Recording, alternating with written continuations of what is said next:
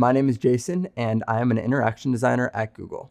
The goal of a design sprint is to take really complex problems and come together with other people on your team, like product managers, engineers, and marketing, and try to solve that problem together. And you do it over the course of a week.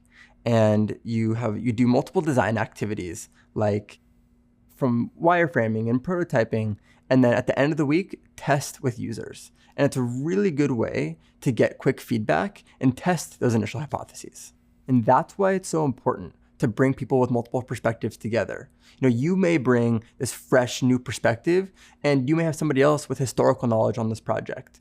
But we also are bringing people together from product management and marketing to bring all of these unique perspectives.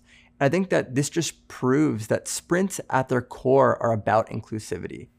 We really want to bring people together with multiple perspectives to surface these multitude of ideas.